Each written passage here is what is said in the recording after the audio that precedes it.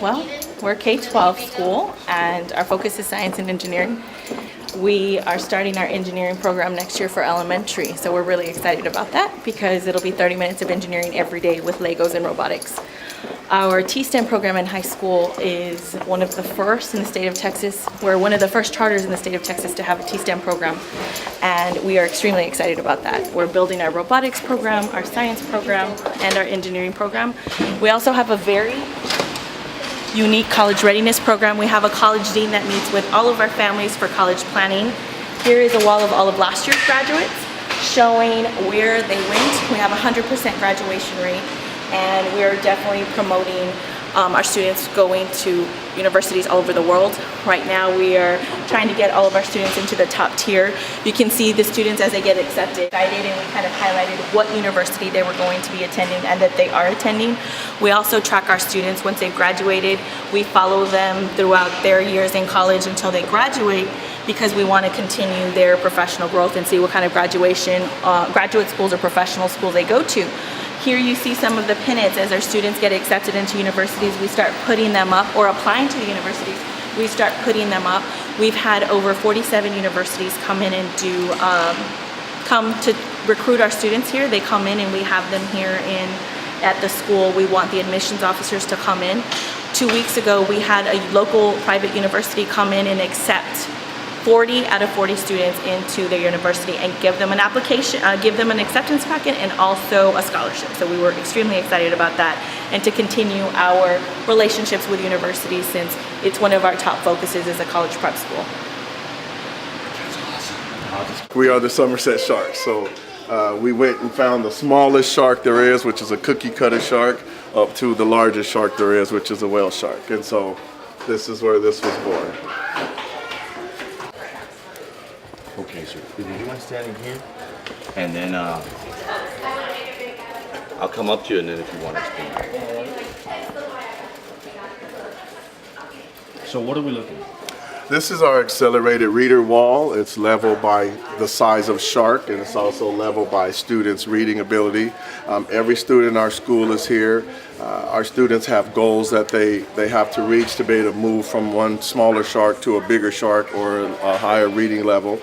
And every time the kids graduate, we move their pictures up and we put a star on their picture.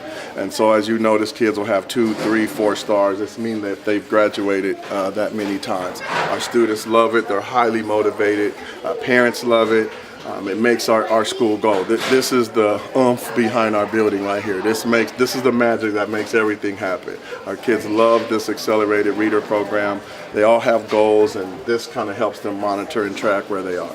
And so when you say they're all sharks, so a lemon shark, a nurse shark, a cookie cutter, nurse shark, lemon shark. All of these are different types of sharks, and obviously the higher you grow on the chart, the bigger the sharks get. So our whale shark would be our largest shark, and that's 8.0 to 8.9 books are in that range. So as kids read 25 books, well, not 25 books, they have to have 25 100%, and average 85% or better in categories to be able to move from one shark to the next.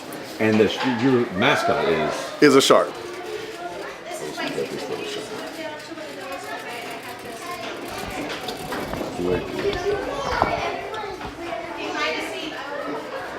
So what's really cool about this is, if you would have saw at the beginning of the year, a lot of these down here, and they've moved since. And I have one kid up here that where is she? She has 3 or 4 stars, and she's a kindergarten student, and we're very proud of her. Rylan Gallagher has 4 stars, and she's in kindergarten. So she's graduated 4 times this year.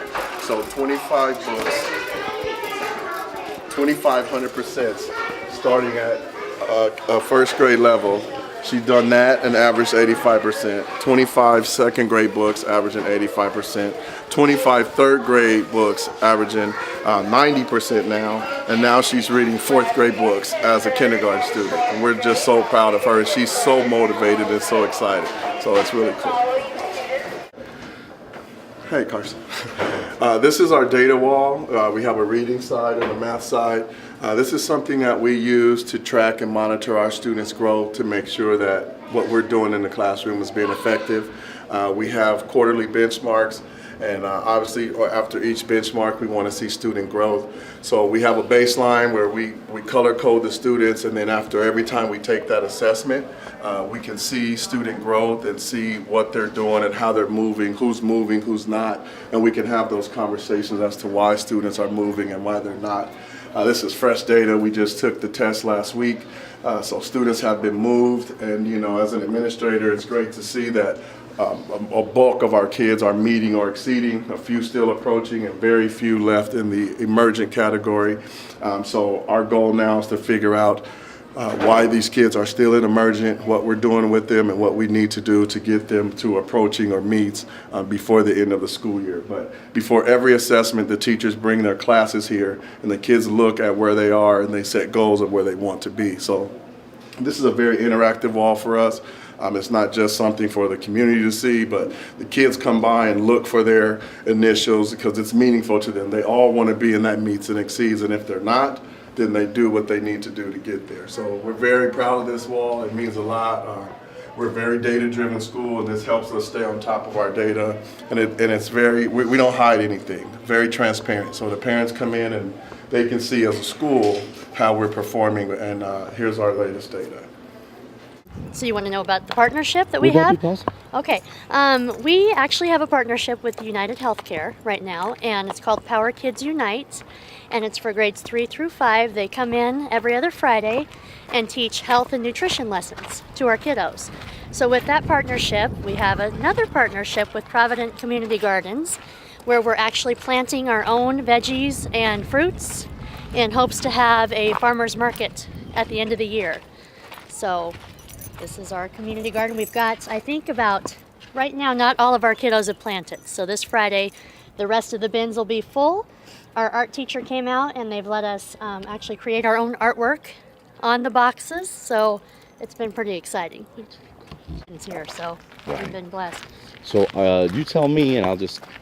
Could you mind telling me a little bit more about it as we go through and look at No, definitely. We've got, we're growing some green peppers here and some banana peppers. We've got some strawberries growing in first grade over here. We have some other plots that have not been planted yet. We have a couple of transplants from plants that they were growing in the classroom. Those haven't quite been so successful. So we're growing some eggplant down the way. Come on, let's walk. Okay. I'll do this. Let me hold on. The rest of the community can come in and actually buy plots for their own gardens over there. So they've been nice enough to let us come in and invade their space. That's wonderful. Here's are planting some eggplants, and we've also got some snow peas. Like I said, each individual student created artwork that they're painting onto our plots. So this is all just kind of a work in progress. We also have signs that they're going to be creating for each grade, each class, so we know whose is whose. And you can see some of those plots are already done with their painting. Just kind of added a nice little touch to it. And then